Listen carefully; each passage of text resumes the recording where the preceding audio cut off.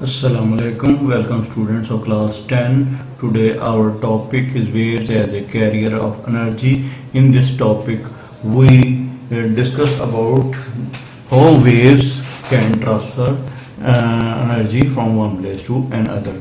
Or let us we consider energy can be transferred from one place to another through waves. For example, when we shake the stretched string up and down, we provide our muscular energy to the string. As a result, a set of waves can be seen traveling along the string. The vibrating force from the hand disturbs the particles of the string and sets them in motion. These particles then transfer the energy to the adjacent particles. ये एक हमारे पास एक side पर बंधी हुई string है और एक साइड पर हमारा हाथ है. हम उसको अप एंड डाउन मूवमेंट दे रहे हैं या जब हम अप एंड डाउन मूवमेंट देंगे तो वेव इस डायरेक्शन में मूव करेगी, जबकि particle up and down move करेंगे perpendicular to the motion of the wave. अब हम जो डिस्टर्बेंस इसके अंदर प्रोड्यूस करेंगे, जो जब अप की तरफ डिस्टर्बेंस प्रोड्यूस करेंगे तो ये क्रेस्ट पैदा होगा और क्रेस्ट ये ट्रेवल करता हुआ दूसरे एंड पर पहुंच जाएगा. और जब हम इसको नीचे की तरफ मूवमेंट देंगे तो ट्रफ पैदा होगा और ट्रफ भी ट्रेवल करता हुआ दूसरे एंड पर पहुंचेगा. अगर ये दूसरा एंड हमारा इस तरह एडजस्ट है कि ये मूवेबल है तो हम देखेंगे कि जैसे जैसे हमारे hand up and down move कर रहे हैं ये चीज भी अप एंड डाउन मूव करेगी. मतलब कोई चीज है जिसने इस जगह को अप एंड डाउन मूव करने पर मजबूर किया.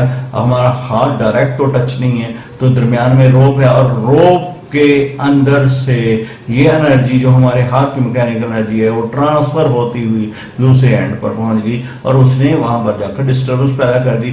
अगर फॉर एग्जांपल हम इसी मैकेनिज्म को गौर से देखें, घर में हम इसको आसानी से परफॉर्म कर सकते हैं कि हम एक दीवार पर एक कील लगाएं और उसके ऊपर एक रस्सी बांधें और दूसरे सिरे से हम हाथ से अप एंड डाउन मूवमेंट करें तो हम देखेंगे कि एक टाइम हम इसकी वाइब्रेशन को बढ़ाते जाएं और इसके एम्पलीट्यूड को बढ़ाते जाएं तो एक पोजीशन आएगी कि वो दीवार में से कील उखड़कर बाहर आ जाएगा. तो कील को हमने डायरेक्ट तो उखाड़ा नहीं, तो अब कैसे उखड़ा? तो वो उस एनर्जी की वजह से उखड़ा जो हमने हाथ के जरिए एनर्जी आगे की तरफ ट्रांसफर की थी.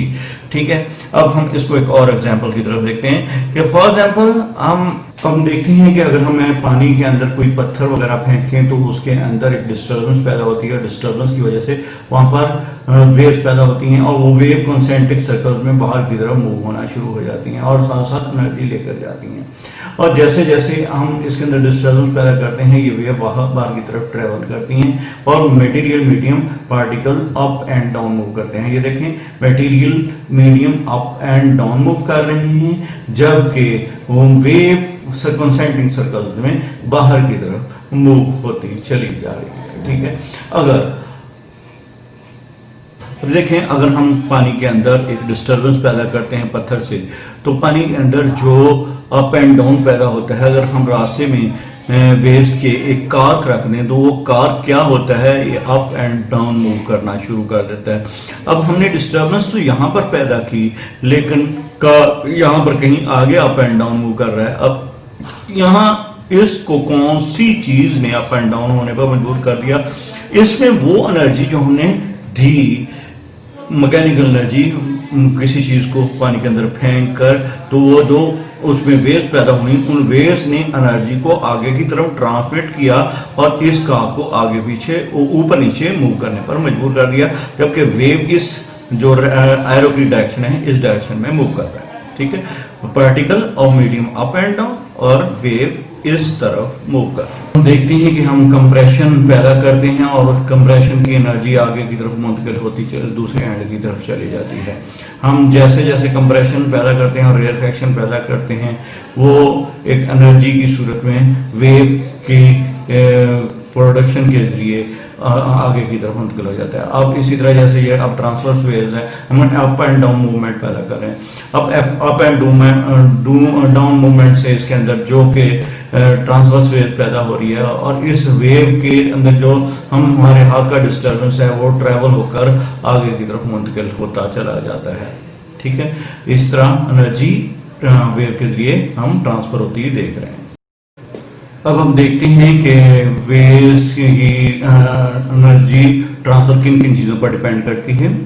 The amount of energy transfer by waves depends upon the distance. The amount of energy carried out depends upon the distance of the stretched string from its rest position। जैसा कि हमने ऊपर examples में देखा, अगर हम कंसीडर करें कि अगर हमारे पास रस्सी ज़्यादा लंबी हो और ज़्यादा दूर किसी स्पोर्ट से बंधी हो, तो हम देखते हैं कि एनर्जी को ट्रांसफर होने में ज़्यादा एरिया कवर करना पड़ेगा, ज़्यादा डिस्टेंस कवर करना पड़ेगा। नतीजे के तौर पर यह एनर्जी वीक हो जाएगी। इसी तरह हम देखते हैं कि फॉर एग्जांपल हम एक लाउड स्पीकर के पास बिल्कुल खड़े हैं तो हमें बहुत ज़्यादा साउंड एनर्जी मुहैया होगी, लेकिन अगर हम उस स्पीकर से बहुत ज़्यादा डिस्टेंस पर चले जाते हैं तो हमें कम आवाज़ सुनाई देगी, हालांकि आवाज़ तो उतनी ही पैदा हो रही होती है। तो इसका मतलब है कि जैसे जैसे हम डिस्टेंस ज़्यादा होते जाएंगे तो एनर्जी ट्रांसफर रेट कम होता चला जाएगा।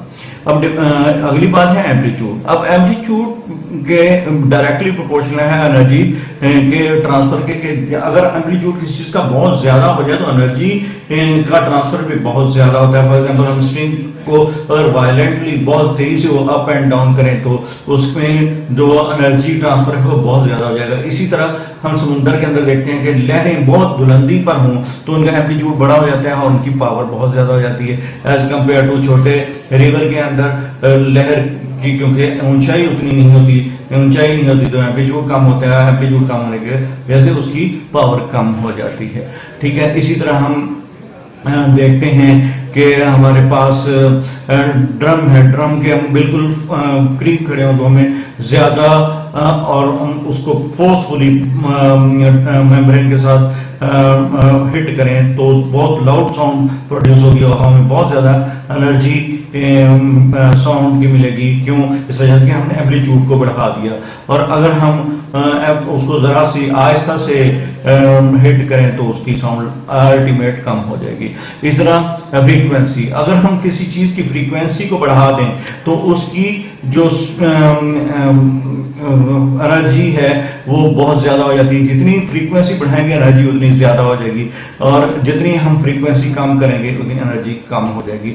If we give more energy पर second to move the string faster than actually we are producing waves with higher frequency and transfer more energy. जैसा कि हमने अभी कहा कि अगर हम per unit time movement string की कम कर दें तो एनर्जी कम ट्रांसफर होगी, और अगर हम ज़्यादा तेज़ी से उसको अप एंड डाउन करना शुरू कर दें, मतलब कम टाइम में ज़्यादा बार हम उसको रिपीट कर दें तो अल्टीमेट एनर्जी ज़्यादा ट्रांसफर होगी। ओके स्टूडेंट, इंशाल्लाह मैं उम्मीद करता हूँ कि आपको ये टॉपिक बहुत अच्छी तरह समझ आया होगा इंशाल्लाह। बाकी नेक्स्ट टॉपिक है कि वेव इक्वेशन क्या होती है वो इंशाल्लाह हम कल करेंगे। कल तक के लिए